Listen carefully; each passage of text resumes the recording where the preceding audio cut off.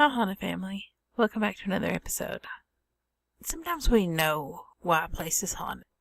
In my last episode, it was clips and videos and an EVP from a haunted battlefield. A lot of people lost their lives there. And even after the Civil War battle, a lot of people continued to lose their lives there. A little girl drowned in the creek. Several people lost their lives in car accidents on the highway that is just above the battlefield. We know why some spirits are tied to that place. And in other cases, we don't know. Places are just weird or off or haunted for some reasons that we can't explain. And that's what we explore in this episode. Places that are haunted with no real explanation. They just are. If you've been enjoying the episodes, please give me a thumbs up and hit the subscribe button, and don't forget to tell your friends about us. Sit back and enjoy the show. It all started just a couple months after we had moved into this house. The first time I entered the house, I had a strange feeling and felt just slightly uneasy. I had warned my parents how I just didn't like the feel of the house before we moved in, but they thought nothing of it. The first month or so went well. Nothing happened that alarmed me. Then one day, I was sitting near the hallway door, and I noticed it start swinging back and forth, back and forth. It didn't really freak me out that much, but I still told my stepmom about it. She said that another door in the house was probably open, and it was creating a draft. A few weeks later, things started getting really strange. I was laying awake one night, and I just couldn't fall asleep. Suddenly I heard my door begin to violently shake. The knob was trying to turn, as if someone was on the other side trying to open my door. I also heard heavy breathing and the sound of footsteps. One time I heard screaming inside my room, and it sounded like it was coming from all directions at once. Of course, I told my parents about this, but once again, they acted like it was nothing and said it was just my imagination. Night after night, things would occur.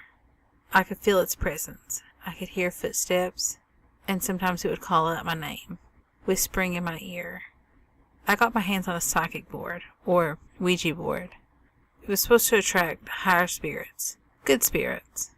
Me and my best friend used it all the time, and we always had positive experiences with it. One night we had invited a friend of ours over to try it with us. We had never related what was going on in my house as a possibility of being connected to the board. I got the board around the same time that things began to happen. Anyway, that night our friend was very jumpy and on guard. She insisted she leave the room when we first started. She was that scared. She felt something was not good in my room, or really the house. A while into using it, we noticed whatever was talking to us didn't have good intentions. It began to grab at our arms. It was like it was a magnetic field, and then it asked for my life. This is when I got worried.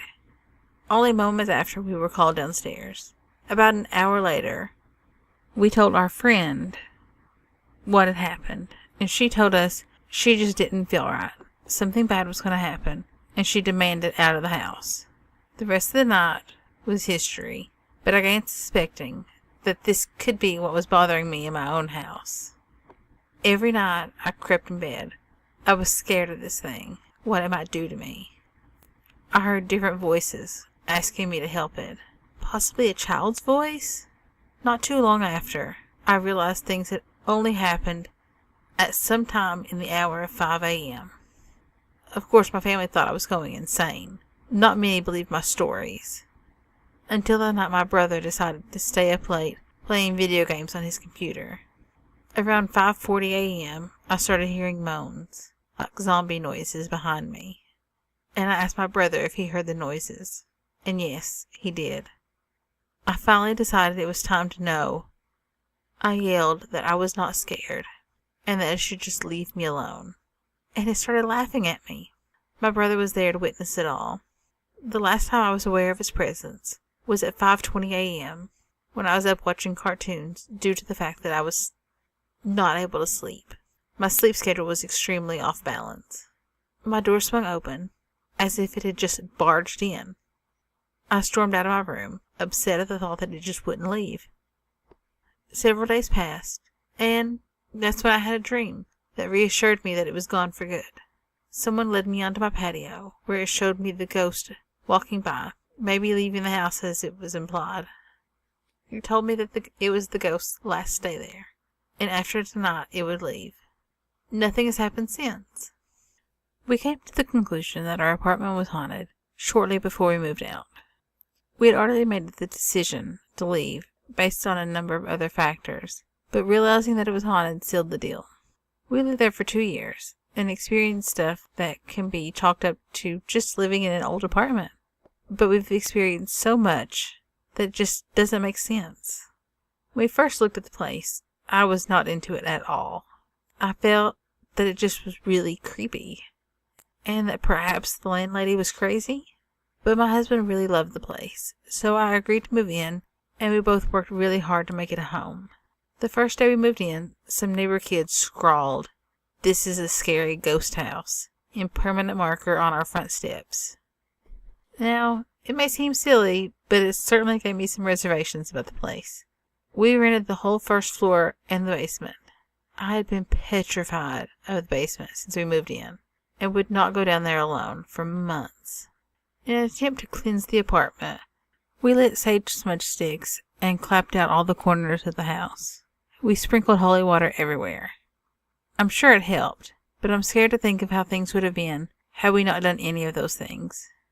Every major appliance broke when we moved in. We had inexplicable computer problems. We could never seem to get the house clean. We were burglarized twice. We are both people with lots of friends, and we love entertaining. Strangely, people wouldn't come to our apartment. Friends would come over, and they would stay once and never come back. Whenever I put something down and then looked for it later, it was never where I put it. I would spend 10 minutes looking for it, only to have it reappear right where I first put it down. Our bed would shake in the middle of the night, which was frightening. It always happened when I was almost asleep. At first I tried writing it off as just my imagination. We were both struck inexplicably by health problems. We were both constantly tired and worn out. We became very depressed and negative.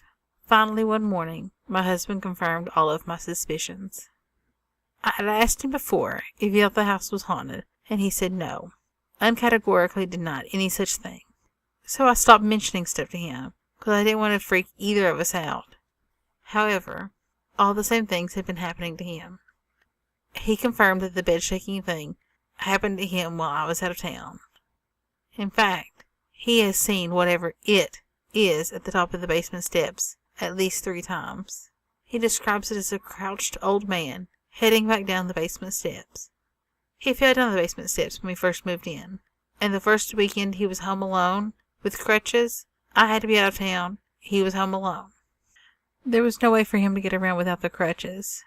And the first morning he woke up, the crutches weren't in the bedroom.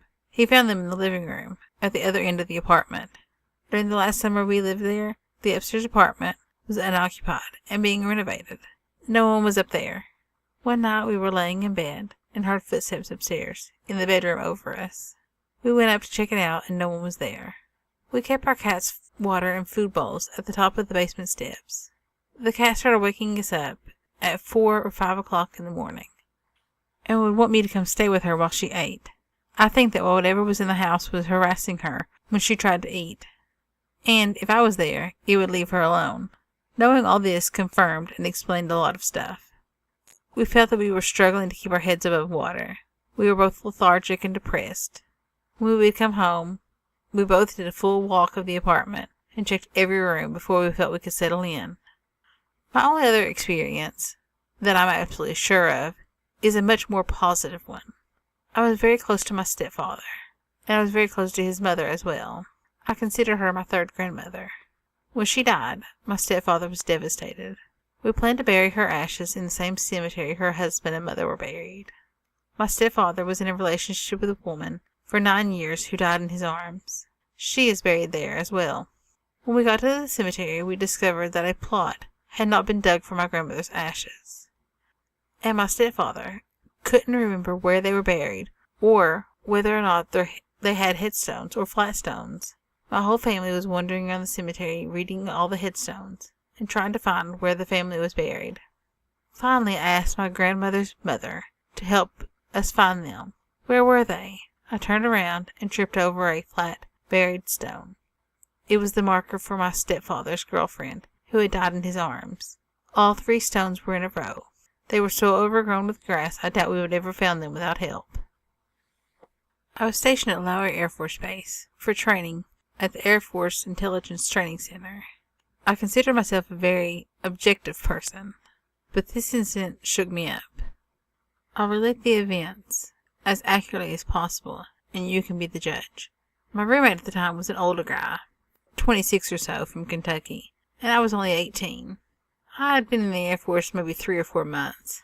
Like many people, I was interested in paranormal activity, and began reading some books on the subject. One of these books mentioned a ritual for how to summon a demon. My friends and I were contemplating a trip to a reportedly old haunted hotel, the Peck House. So this kind of subject was on my mind at the time. Anyway, one evening, in our room on the base, my roommate and I were playing around and tried to summon this demon by name. I don't recall where I got the name from, but, I really wouldn't give it out anyway. At one point, we both began to feel a coldness that I would refer to as kind of an island wind coming from a corner of the room where my bed was. After some time, we attributed it to a draft or something. This was winter in Denver, after all. And nothing significant happened, so we got ready for bed. Each of us had a twin-sized bed in the same room. After laying down on my bed, I noticed that it was vibrating pretty violently, almost like one of those old magic fingers beds in motels. This scared me pretty bad, to the point where I jumped across the room into my roommate's bed, vowing that I would not sleep in mine. Of course, like young men do, he ridiculed me pretty badly and laughed. He said that he'd sleep in my bed, and almost as soon as his head hit the pillow, his eyes got wide as saucers, and he jumped from the bed, bellowing that the darn thing was moving. This guy was not the type of person to be intimidated easily, and I was nearly as frightened by his reaction as I'd been by the incident itself. After 17 years, I don't really remember how we passed the rest of the night, but I do recall, after this incident, that we both started missing things. I don't believe he had anything to do with this, since we were both required to be in class all day, without much opportunity to get back to the room for mischief. Specifically, I remember one case where I was missing one of my combat boots from a pair I often wore. Our room consisted of one main living bedroom area, about 12 foot by 15 foot, a small bathroom, and 2 closets. Not many places to lose things in such a small space. I looked everywhere for that boot, but was not able to find it. Then one day, I came home from class, and there was my boot, in the middle of the floor, where I couldn't have just missed it with my eyes closed. Just a few days after all this, we were both located to different rooms, with different roommates, and I never heard any reports of strange happenings in that room again. I was just glad to be out of there. I take this type of occurrence much more seriously than I used to.